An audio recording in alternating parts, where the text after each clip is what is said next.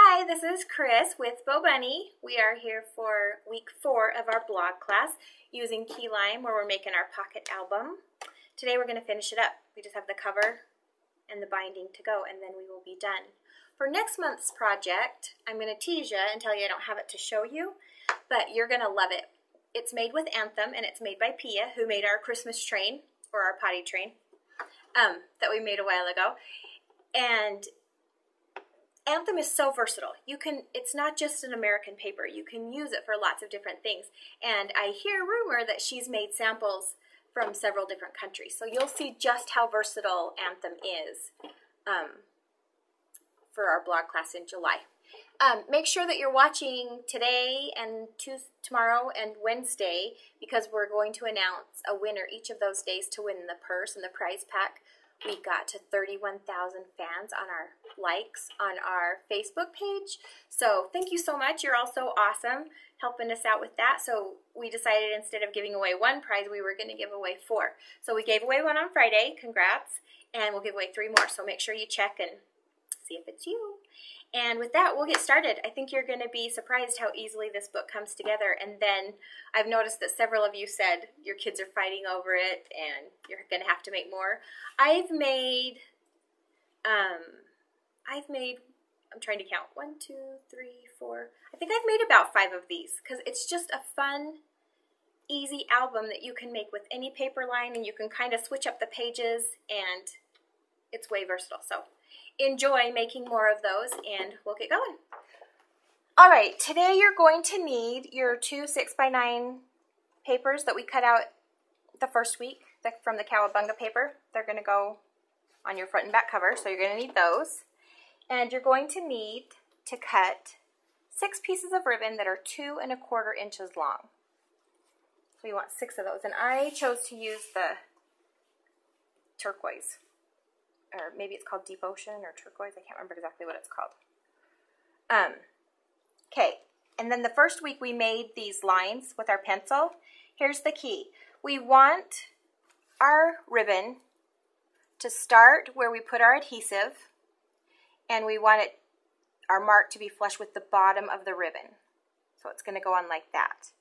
The reason we want that to be flush with the bottom is when we put all 6 pieces, that gives us a 1/2 inch at the top and bottom so that our binding is even. The very first one I made, I centered these, so my top had a big space and my bottom didn't. So make the bottom of your ribbon flush with your pencil mark, and the edge of your ribbon goes right on your adhesive. So you can go ahead and peel your adhesive off, and then let's stick those on. And while I'm doing this, I'm going to tell you a little story.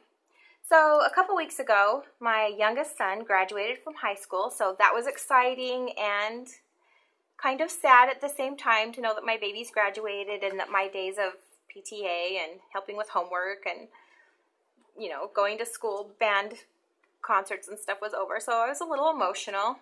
Then we found out that my son was going to leave for a couple years and go to South Africa. So that was exciting and kind of made me sad.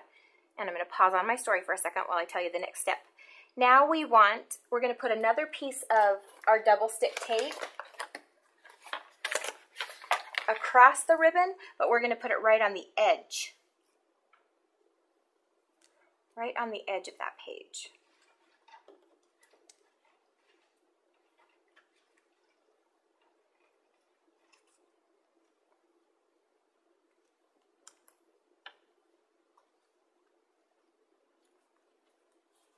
Okay, don't laugh because I'm being a little bit picky, but this is my binding, or my cover, and generally that's where, you know, things start falling off, and I don't like things to fall off. Then on your other 3 sides, and however much you want to put that on your cover, your adhesive, and I'm going to put some in the middle. In fact, I think I'm going to even just put some down here. You never can have too much adhesive, right? I'm going to peel this guy, and I didn't peel it. If somebody came up with a way to peel that easily? That would be a good thing. Okay. I'm going to put that right on my chipboard. And as you can see, I've got a little edge of chipboard, but I'm okay with it. Just trim it off. Okay, so make sure that's on there nice and tight in your ribbon. All right, now we're going to flip it over, and we're going to do the same thing. So the other edge is going to lay right there. And you can see, when I lay it there, it's kind of spacey, but your book's going to expand. So that's going to tighten it. So let's, same thing. So you'll lay it flush with the pencil mark. Okay, back to my story. So my son's going to South Africa for 2 years, so I'm excited about that and a little full of anxiety. So we decide we're having a barbecue for his graduation, and we're having people over. So I'm, making sure that the lawn mowed and that the flowers are watered and that everything's nice and tidy. And I was just really emotional. Happy, sad, anxiety, every emotion you can imagine. And then my cute niece stops by, and they're not able to stay. Her and her family are not able to stay to the barbecue because they have other plans. But they wanted to stop by and congratulate my son and bring him a little gift, which I thought was so awesome. And her cute 10-year-old daughter, my cute 10-year-old niece Peyton, comes up to me and she says, "Aunt Christy, I got this for you." And she bought me this watch. You can see it's zebra and it's green, which she knows is my favorite color. And it just has beads and it's so cute. And I said, "What is that for?" And she said, "I just saw it and it made me think of you, so I bought it for you." And I was so excited I kept hugging her. I think she was a little put out that I kept hugging her. Sorry, Peyton. But I told her I was so excited because every Wednesday, as I've told you guys, we have Wildlife Wednesday. So I'm so excited no matter what I do, I'm always wearing my wildlife. Anyway, and her mom said when she saw it, it reminded her of me, and she spent her own money and bought it, and I love it, and I don't ever want to take it off. So thank you, Peyton. I love you. Anyway, fun story. Back cover, same thing, same story. We're going to put another piece of adhesive and then adhesive on 3 sides or more of your back cover and stick that guy on. All right, and due to the fact that my front, I had that little edge of chipboard, I'm actually going to start out here and go in, and that way if I have a tiny bit of chipboard, it won't bug me as much.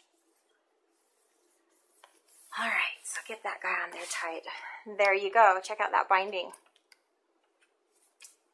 And I'll rub over that several more times because I want it to be nice and tight. But now my book has a binding, and the pages turn. Whoops, I didn't stick on my. The pages turn, and the binding stays together. And look how cute that is because it's an ongoing picture because we use the paper. We just cut the paper in half. Isn't that fun? I love it.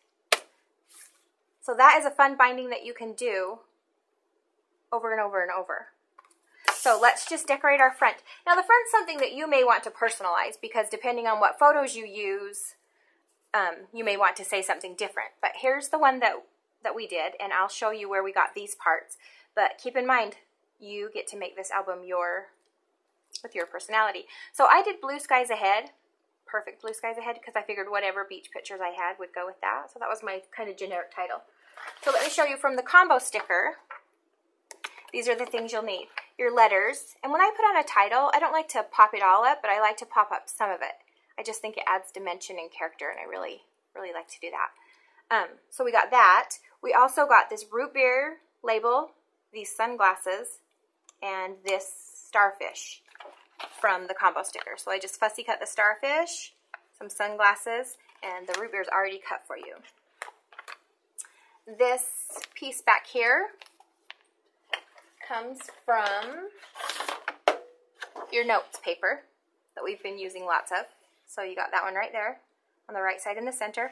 And you can see I did it upside down so that pennant was hidden there. I brought the bottom down a little bit.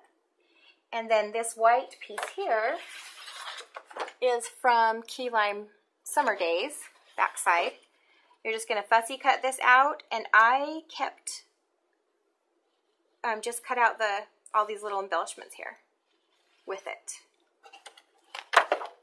because then we just place it on. But then to make it look not so squared off, that's where we start adding stuff. So I did a little trinket, and that's in your trinket pack. I just used this little guy right here, and then I put the root beer on top of him, and I popped up my sunglasses and my starfish, and then added a bow so that that little cluster was there. And then, again, those are just die cuts, Sizzix die cuts. My clouds, I popped all of those up. And this guy comes from your note paper also, right up here, big guy. And he will actually cover up this guy, because you'll have clouds on top of that, if you do it this way.